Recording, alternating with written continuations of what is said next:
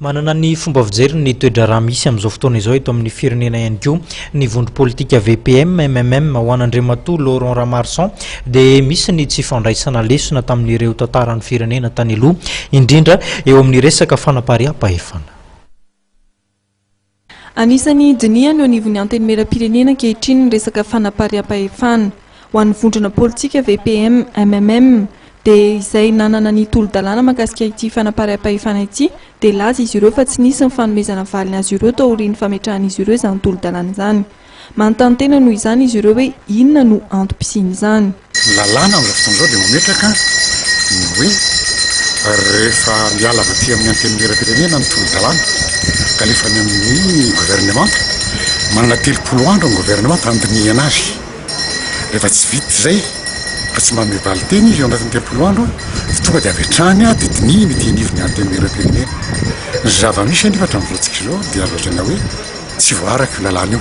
Nandika lalàna lalàna azo lazaina hoe ny fototra mihitsy eo amin'ny fandraisany andro fanjakana ka mety hiteraka mihitsy azo lazaina hoe tsy firaharahiana ny raha-mpanjakana izay misy sy ny demokrasia izay mipetraka dia ny hoe tokony azoantsika miteny izao zany tokony efa ao anatin'ny avy hatrany ordre du jour na hoe reo zavatra tokony ho dinihan'ny antenimieram-pirenena in'ilay lalàna tolo-dalàna napetraky ny vondrona parlementaire VPM MMM iny.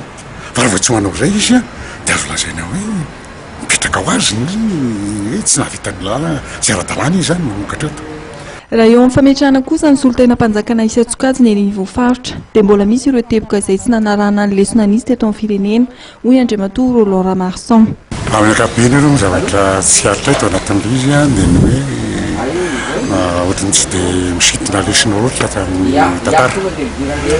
tantara dia nametraka hoe eo amin'ny sehatra anankiray amaratonga mpahefana amaratonga mpitondrana any amin'ny faritra dia nahitana olana sy fandrotana foana eo amin'ny olom-boafidy takony hoe miera zany sy amin'ny délégué-mpanjakana. Zay natonga anay tato amin'ny vondrona politika miarady zany malagasy miaramiangy ametraka an'ilay hoe ny tsara indrindra amin'izy io dia aleo mihitsy any fotony no eritreretina dia izao ary efa tokony mapetraka ny andifanana olona zanak'ilay faritra iny zany izay hiditra ao anatin'ny maty amina eo amin'ny sehitry ny raharahan'ilay commune na raharahan'ilay région raharan'ilay faritra zany. Reny no mieritreretana azy fa tsy ny hoe avy aty atapony foana no ampidinina any. Eo ny sarotra indrindra ary zay ilay safidy politika ingezabe. Ny safidy politika zany dia ny hoe safidy politika mipetraka zany dia ny hoe namarina ilay sina hoe décentralisation effective na koa hoe fitanjaram-pahefana tena izy. Fa raha mbola hoe apetraka indray ilay fomba taloha hoe avy aty am'zantakana fibe no mametraka an'izay mametraka ny solotenam-panjakana tsy mety. Tsy zay ny izy zay. Mariana fa manana solombavambahoaka 420 vondrona politika VPM MMM ankehitriny eo anivon'ny antenimieram-pirenena.